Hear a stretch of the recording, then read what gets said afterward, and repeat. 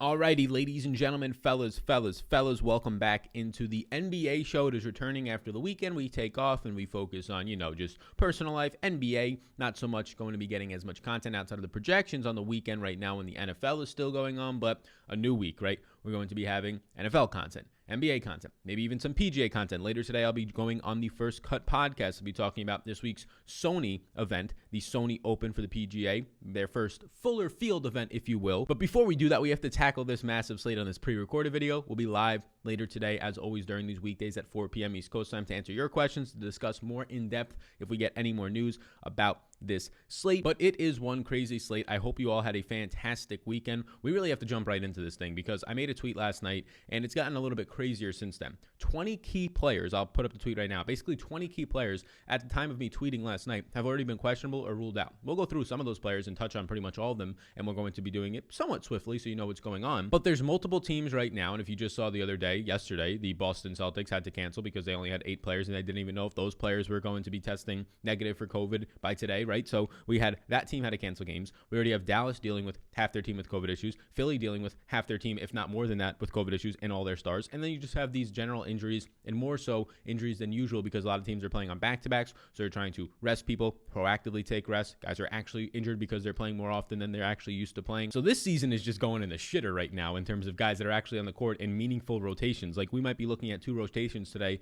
that you're going to be seeing guys that you never heard of for most of that. And we'll talk about them and actually identify where the value lies and where some fake value. But before we get into all that, please do hit the like button. Big ol' subscribe button pops up. I appreciate you all a ton. And if you hit that noti bell, the little bell icon right there, bam, bam, bam, why not smack it around? You'll be notified of when we go live later today at 4 p.m. East Coast time. This NBA video is brought to you by SuperDraft. You might be saying, Sal, what is SuperDraft? Well, SuperDraft is going to be a multiplier format. For example, you can see on the screen behind us. Right now, Kristaps Porzingis, he's questionable. We'll get into the injuries in a second, but he has a 1.3x multiplier, meaning that you multiply his points that he scores today by 1.3x. So he gets basically, in theory, 30% extra points. Some other players like Colin Sexton have a 1.65x, 65% extra points, bonus points, super draft points, if you will, to whatever they score today. We have projections down below on Patreon if you want to follow along through that. It is right now projection dominant, kind of like 5, 6 years ago, 7 years ago, still in like some sports like WNBA to an extent in DraftKings right now, but the markets are getting more efficient. The markets over on SuperDraft are not anywhere near that. Earlier this year, we had Colin Sexton ruled out. He was like 3% owned, even though he was ruled out 5 minutes before the game. He still was only 3% owned on DraftKings. Well, he was like 23% owned on SuperDraft because people just aren't going there in time. They don't have enough time because they're checking other sites first, or they just don't remember to check it because it's not one of their priorities. Check out SuperDraft. It is going to be by far your best return on investment spot if you're playing between DraftKings, FanDuel, Yahoo, and SuperDraft. I prefer SuperDraft in terms of ROI. If you're trying to build a bankroll, you're trying to win $100,000. Yeah, playing DraftKings, FanDuel, whatever it might be, right? You're probably not going to win it, but if you're trying to actually build a bankroll, check out SuperDraft. My name's Sal. Gives you a free money bonus up to $1,000 in a slow drip format, meaning you get it as you play. That is SAL, to let them know that you came from me. So let's get through these injuries because there are a lot of them. It's in alphabetical order in terms of your team. So Bogdanovic is going to be out for Atlanta today. Just adding to some more guard depth is going to have to go through there. Kevin Huerter, Cam Reddish might be picking up some bigger minutes coming off of arguably his best game of the season. Going to Cleveland, same stuff is still happening here, right? You still don't have Kevin Love. Darius Garland is still out with a shoulder injury. Colin Sexton is going to be questionable with this ankle injury after he was late scratched a couple nights ago. Now you're going to have Colin Sexton coming in here questionable again after missing their previous game. What does that do for players? Well, it's going to be giving guys like, Damian Dotson played 40 minutes in the last game. Not too sure I think that's going to continue to happen. The rookie Okoro, who has not been good. He's only averaging 0.38. I repeat, 0.38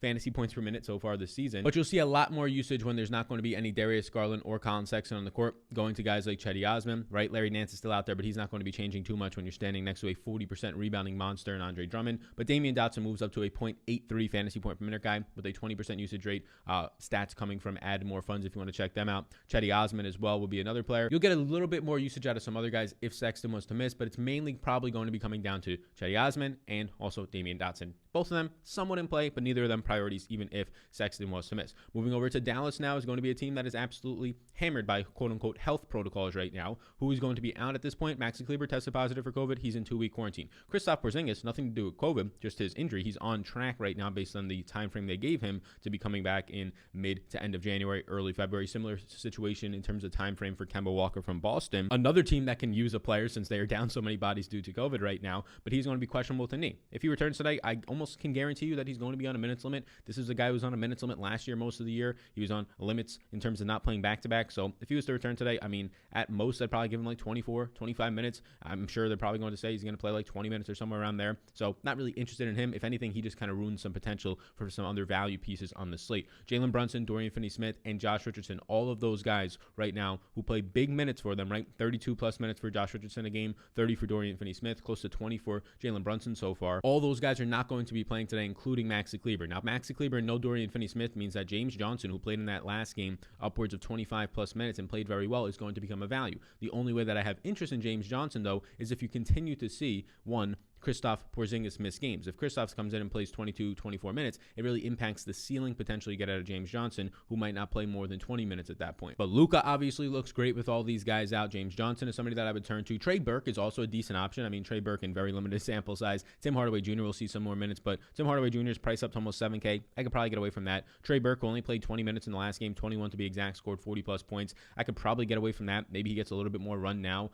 24 minutes, somewhere around there. So he's decent, but he's also priced up. I would probably right now prefer the most Luka and James Johnson from that team. As we scroll down now, so we're banging out some guys here at a quick rate in terms of all these guys that are going to be out. We can now get to like the second half of the list, starting with one TJ McConnell, former Philadelphia 76er. He's just out today for personal issues. You're probably just going to see a little bit more Aaron Holiday. Maybe Holiday remains in the starting lineup at the 2-guard spot. Doesn't really matter too much though, because Brogdon, Kristaps Porzingis, they just soak up so much uses. Victor Oladipo now, so it's not really going to be too much of an issue for me. You'll probably see some Edmund Sumner in the rotation, but not much impact for DFS. In New Orleans, we have Steven Adams questionable with migraines. This is something that Steven Adams has actually dealt with for a little bit of time now. This is going to be pretty impactful because anytime you get a backup center coming in, I don't have interest in Adams if he plays at $6,700 on this slate, but if anytime that you might potentially see a backup center go in, more center minutes for Zion Williamson, who I already have some interest in. Jackson Hayes would be the one to step up. He's averaging about 0.89 fantasy points per minute so far this season, so I think that that's going to be a situation where, yeah, Jackson Hayes maybe slightly starts to come into play for us. Jackson Hayes averages, even with Steven Adams off the court, because all their minutes are off the court together, the same exact rates, 0.89 fantasy points per minute and a 22% defensive rebounding rate. So if Steven Adams was to miss and Jackson Hayes was to start, I would still probably prefer like Zion, if we're just talking about fantasy point per minute wise, over Jackson Hayes, but he would start to slowly come into play. For New York, still some guys are going to be out. Frank Ntilikina, the one that got the injury designation, but you're still dealing with no Obi Toppin there. You're still dealing with some other guys like Dennis Smith Jr. not out there, so it's going to affect Alfred Payton. He's still a fair price at $6,400. I think he's in play. For Orlando, you have Michael Carter-Williams already ruled out for this game. You're going to be having, obviously, no Markelle Fultz. He is done for the season, so you got a lot of guards down right now, and it's only going to get worse if, again, you get no Evan Fournier here. So with Evan Fournier expected to play today, with both Markelle Fultz and Michael Carter-Williams off the court, you're seeing right now a lot of minutes, the most minutes on the team for Cole Anthony, but he really hasn't come through these past couple of days. Still seeing a high usage rate of 24%, but shooting just 32%. I repeat, 32% effective field goal rate. I mean, anything honestly below the mid-40s is absolutely terrible. So he's been a very bad shooter right now. So yes, people don't want to play him because you probably played him chalk 2 games ago. Last game you might have played him again, and yeah, he's going to burn you. But this guy's not going to shoot this bad unless he's going to be out of the NBA in a year or two, right? So if Cole Anthony actually starts shooting, he's going to start scoring you these 30, 35-point days. I can understand if you want to get away from it, though, but all these other value pieces don't stand out to me. Gary Clark averaging less than 0.5 fantasy points per minute. Dwayne Bacon at 0.65. These guys aren't that great. You're getting Terrence Ross around a fantasy point per minute. This is if Evan Fournier plays. If Evan Fournier does not play, well, then it becomes even more compelling to try and play a guy like Cole Anthony if we're assuming he's not going to continue to shoot like he's one of the worst NBA players in the league. And you're going to be seeing Terrence Ross basically keeping the same role because he still plays 30, 32 minutes, somewhere around there. I would probably get a little bit more interest in Vucevic if that happened, but Orlando in general, all their value pieces outside of Cole Anthony, who just hasn't been coming on right now, but he will come on soon. It could be this game, it could be next game. He's not going to continue to shoot this bad. The law of regression, the biggest word in fantasy sports right now, the word that like 45-year-old dudes on Twitter like to argue about when it comes to if Aaron Jones was going to be good in fantasy football this year. He was fine. It's going to be the same thing that people want to argue about Devontae Adams next year. The law of regressions, it's not going to happen. Yeah, I'm sure he'll be fine as well. But anyways, let's now move to Philadelphia, where only one name is listed, but you can see in my notes section to the right that this is their whole fucking team, right? Ben Simmons is out right now with a knee injury, but then you have Tobias Harris, Milton, Seth Curry, Furkan Korkmaz, Thibault. These are all huge minutes rotations guys or starters like Harris and Curry and Ben Simmons that are going to be out. Joel Embiid is also questionable himself, so this team is down to basically nothing right now, which you saw in the last game over the weekend when there was basically nothing going on. I think it was one of the earlier afternoon games. You saw Mr. Tyrese Maxey, one of the rookies, go absolutely berserk. He was forced into basically playing 40-plus minutes, and he scored 60-plus fantasy points. Now, he's a point guard, so he'll see a little bit more more usage. If you try and take all these guys off the court that we just mentioned, and we can do that right now, you're going to basically have no minute sample, right? You're going to have that minute sample of that last game. So whatever they did in that game, like Tyrese Maxey going off in that game, shooting really well, having a lot of usage, playing 40 plus minutes, it's going to basically just show you what he did in that game. So it's going to kind of dilute your thinking and say, oh, he's going to do this every single game. That's not the case by any means. But what you're going to get is Mike Scott potentially. It seems like he's going to be returning today. I don't think that matters all that much if I'm being completely honest with you. Taking all 6 of those guys off the court, assuming Embiid is in, I will still have some interest in Embiid. I will have interest in Tyrese Maxey more so because he is going to see higher usage because he is a point guard. Guys like Isaiah Joe who are playing bigger minutes, they're not going to see usage. They're just your like standard shooting guards, right? 0.63 fantasy points per minute in his 60 minutes of play with all these guys off the court this year, a 17% usage rate. I mean, Danny Green, naturally you'll get a little bit more usage there. You'll get a little bit more ball handling responsibilities. Still comes down to if he's making shots. So yes, this is going to be a very, very thin and even thinner. Like if you get no Joel Embiid either, well then just fire up guys like Tony Bradley, fire up guys like Dwight Howard as well. But Philly is going to be a shit show. In Sacramento, it's going to be a questionable tag for Rashawn Holmes. If he's out, more minutes for Mr. Hassan Whiteside, who played 24 minutes in the last game and looked pretty good, and questionable, but he healed as well. Guard depth will be getting thin there. And then in Washington, Thomas Bryant early in their last game, tore his ACL, done for the season. So you're going to be seeing some players step up there. Will it be Robert Lopez getting the start? Will it be Mo Wagner getting the start? Both of them played decent in the last game. Wagner much better in 20 minutes of play. Lopez 21 minutes of play after a few minutes of Thomas Bryant before he got hurt. I assume Robin Lopez starts there, $4,100. I would prefer Mo Wagner at $3,600. Russell Westbrook out in this game. You'll probably see Rahul Neto get some more run as a starter. He has been fine in like one game this year, not really paying off with an increased price tag now. Ish Smith, Jerome Robinson should get some more guard minutes, and then all the usage in the world goes over to Bradley Beal. So with that being said, a lot of injuries I know. Probably took us about 10 minutes to get through the injuries, but a lot of information in there as well for you to be prepared for usage rates wise, on-off numbers. Let's go over now to the early interest. Early interest, what I tried to do here was basically take a player. It's in alphabetical order. I tried to take a player from each team. Now, obviously, there's no Atlanta should be at the top.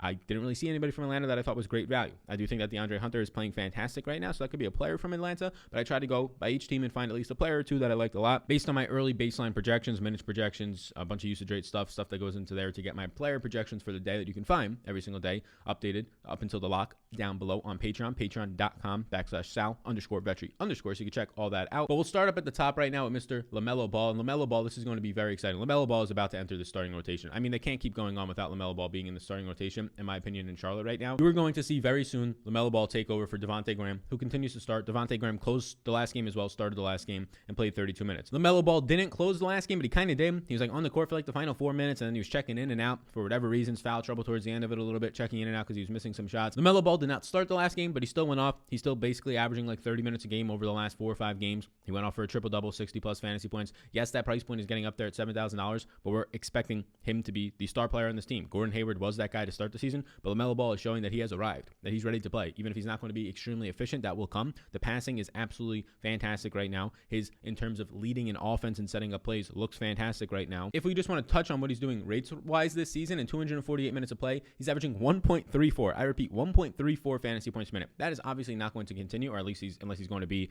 the next Russell Westbrook, right? Something like that in terms of how efficient he's going to be. Damian Lillard, like all these types of fantasy point per minute producers that are around that 1.3 number. But 24.6% usage rate leads the team right now. A 35% assist percentage by far leads the team. And yes, the next closest fantasy point per minute producer on this team is going to be 1.09 from Gordon Hayward. Lamello Ball is an absolute monster. Even if he regresses to like 1.15, 1.2 fantasy points per minute, $7,000 is way too cheap if he's going to be playing around 30 minutes. For Cleveland, there's a couple of guys that I think are definitely in play. Damian Dotson you could get to if there's no Colin Sexton. If Colin Sexton plays, I like him. As long as there's no minutes limit, he's going to play 38 minutes, and he's honestly too cheap now, in my opinion. Andre Drummond's price point is getting up there to the point where, okay, it might be too expensive now, but we're at least seeing him play the minutes. He played 40-plus minutes in that last game. We're now seeing a couple of games in a row back-to-back minutes in the 30s. He's played 312 minutes, the second most on this team this year. Averaging 1.47 fantasy points per minute. He closed out that last game, and he's averaging a 39% defensive rebounding rate. That is directly hurting Larry Nance's overall numbers and upside at his price point, who's only averaging a 14% defensive rebounding rate so far this year, and only a 9% total rebounding rate to 27%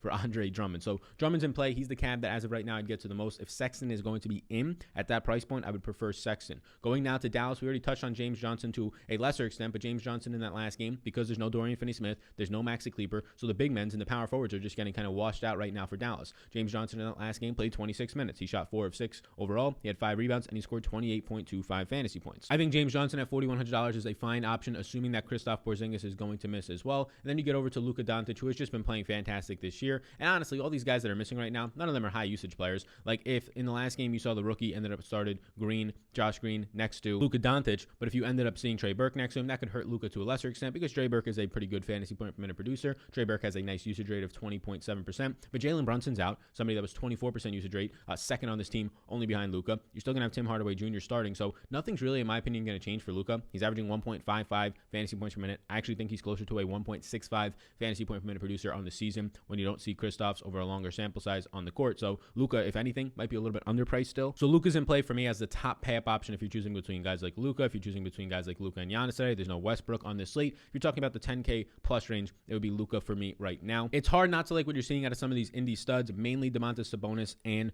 Malcolm Brogdon. Sabonis in that 9K range, he's priced right around Drummond. It's honestly a coin flip for me for which one you want to get to. Sabonis is still center eligible only, so it's not really like you're getting positionality there. So I'll just go to Malcolm Brogdon at $8,300, who, if you're going to price Malcolm Brogdon cheaper than Fred VanVleet, right around Kyle Lowry, it's just not right in my opinion. Malcolm Brogdon's playing similar minutes to those guys. He's playing basically 38 to 39 to 40 minutes a night. Massive minutes, second most on the team right now, only 2 minutes behind Domantas Sabonis, averaging a 24% usage rate and 1.18 fantasy points per minute. That's better than what you're getting out of guys like Kyle Lowry, who are averaging 1.1 for the same price point. Fred VanVleet's averaging around the same, but that's going to definitely come down back to earth in my opinion. He leads the team right now with a 29% assist percentage. Brogdon at $8,300 is the guard in that 8K range that I think I like the most. He might be the player in the 8K range that I like the most right now. You got guys like Pascal Siakam around there for a little bit cheaper that are similar in terms of upside, medium projection in my opinion, but just those minutes that you're getting, stability. Like some games Siakam might only play 35 minutes, which is still a lot, but Brogdon every single night is playing 38 to 40 minutes, if not more. Going over to New Orleans, I think that right now what you're getting out of Brandon Ingram is just a little bit high of a price point. He got up a little bit higher than this, but he's close to $9,000 now. He could still pay that price tag off,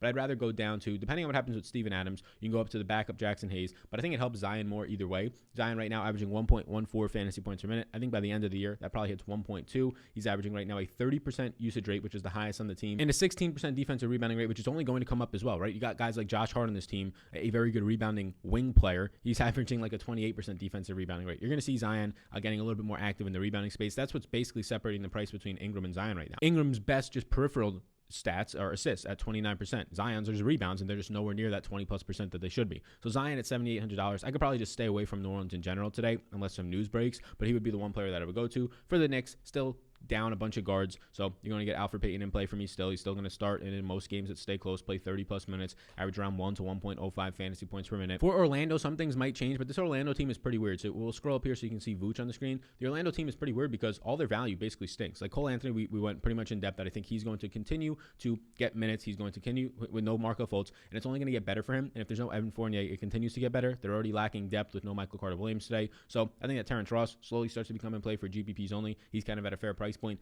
Vooch at $8,900 is just cheap, right? Vooch is normally like a $92, $93 player. It's nothing crazy. He'll get you 45, 50 points. He probably won't get you 60 or 70. 26% usage rate this year, a 32% defensive rebounding rate, and 1.43 fantasy points per minute. He looks good. If you want to take the risk yet again, Cole Anthony is probably properly priced now, but he's not going to continue to shoot 38% from the field, right? Unless he does for the next couple of days, and then he starts to get benched, and then he just slowly starts to get himself out of the league, like the guy that he's now starting in place of, Markel Fultz. Never got out of the league, but had to change teams because of how bad he was shooting. We'll see what happens with the former North Carolina guard Cole Anthony, but based on just regression, I think he's going to start to shoot a little bit better than that, but he might already be priced for it. Philadelphia, we talked about all the guys that are out today. With all those guys out, I mean, the offense is going to have to flow through Joel Embiid, so if Joel Embiid is in, I like him at $9,800. I'd probably prefer Joel Embiid if the ownership is going to be more on Andre Drummond for $600 more. I'll go to Joel Embiid today. You just suspect 32+ minutes out of him as long as the game stays close. With all these guys out, he's going to have to average somewhere around, he already averages like 1.5 fantasy points per minute, 1.52 in the season. You'd suspect he gets even more volume. Does he remain efficient with that volume will really determine if he has a massive day. Tyrese Maxey, the rookie, who we saw pop off in that last game,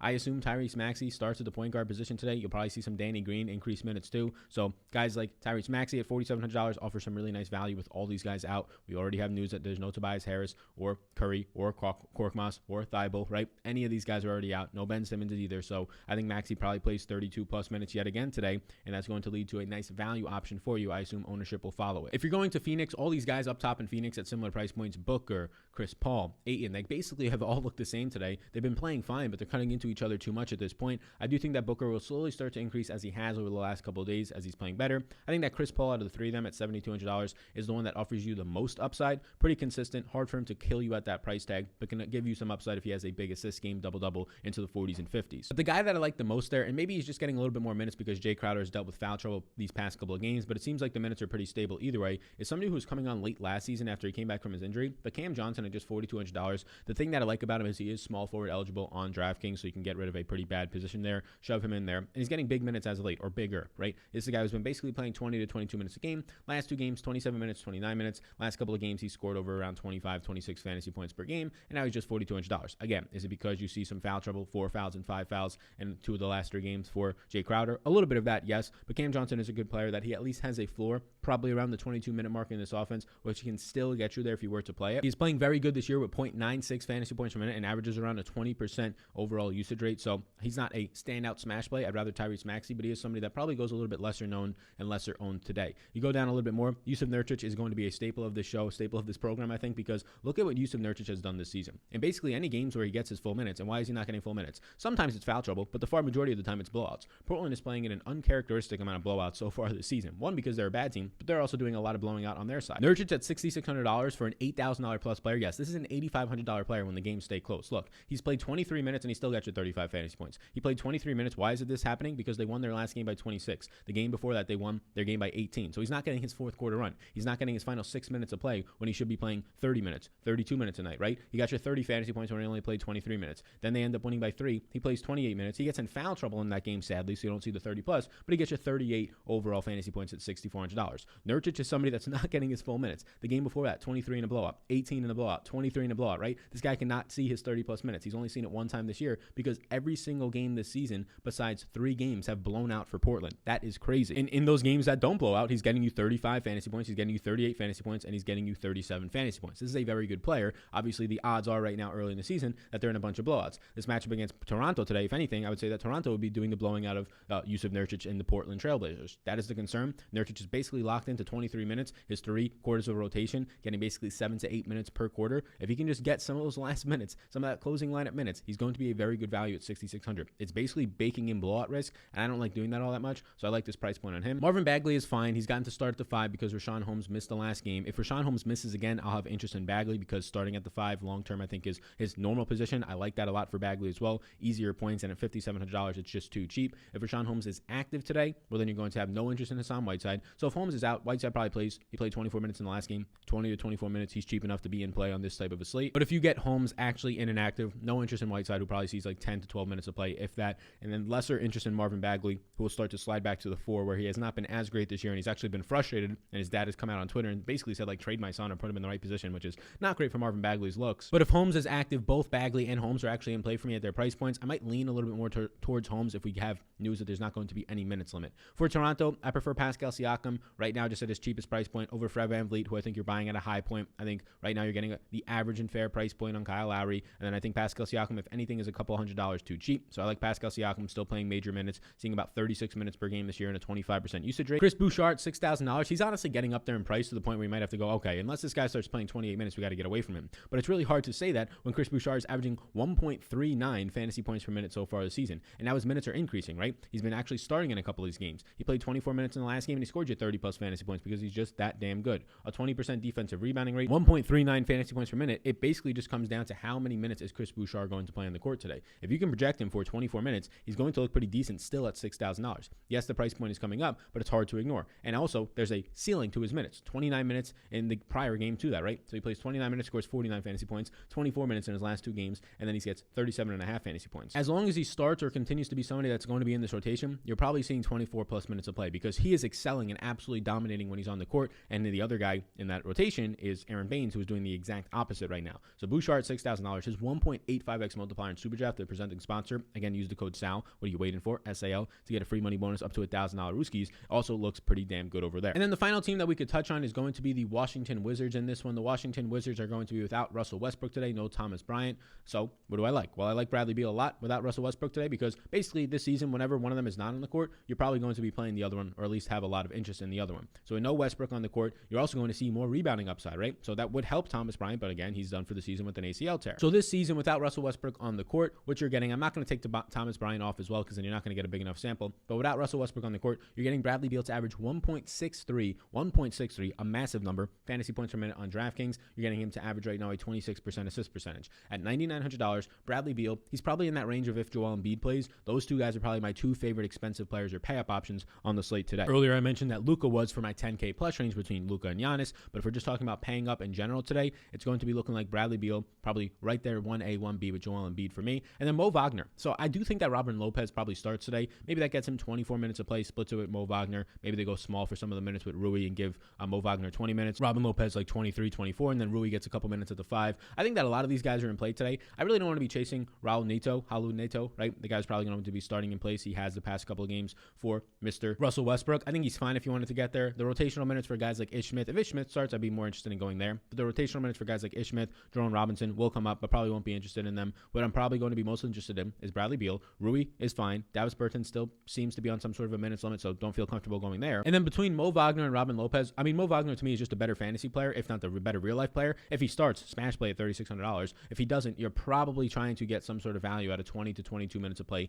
Maybe you can get to 24 minutes of play out of him. He averages 1.07 fantasy points per minute so far this season, Mo Wagner. He hasn't played a lot of minutes, but that's because Thomas Bryant has been playing 30 minutes a game, and then Robert Lopez has been the direct backup. So Mo Wagner in a lot of these games just hasn't been in the rotation. Just 45 minutes so far this season, but he played about half of those in the last game. So I suspect Mo Wagner to be the backup center in this game, to play somewhere into the low 20s in minutes. Look like a decent option. Again, if you want to play Robin Lopez, he's fine. He's cheap in the low 4K range as well. I just think that there's a lack of a ceiling on Robert Lopez as there's more of a ceiling on Mo Wagner, but the minute ceiling is definitely higher if he starts for Robert Lopez. So that's where I'm at right now for the slate. A pretty big slate right now, an 8-game slate to start the week with just massive news because of some COVID stuff that's going on, general injuries. So just keep an eye on it. Be sure to check back over the injuries throughout the day. We'll be live at 4 p.m. East Coast time. I have to record a golf show at 5 with Rick Gaiman on the First Cut podcast by CBS, so be sure to check that out. Probably go out either later tonight or on Tuesday, I think. So we'll have to cut the live stream short. We'll probably go from about 4 to 4:40 tonight, just so I have enough time to be able to prep and be ready for that next show after that. Get all the lights set up, get everything I need to set up for that. Get myself a drink of water, give yourself a mind break from all the lights. So I appreciate you tuning in. Like and subscribe before you go. Check out Patreon for the updates later today because there's going to be a lot of updates when this many players are already ruled out or questionable and stuff like that. It was a wacky slate this past weekend if you played any of them. I'm suspecting the same thing to happen on an even bigger slate now, an 8-game slate tonight for Monday, right now, January 11th. Thank you for tuning in. Be sure to support the sponsor of the show, Super Draft, and I'll see you at 4 p.m. on the live stream today. Peace out, gang, and enjoy the rest of your day.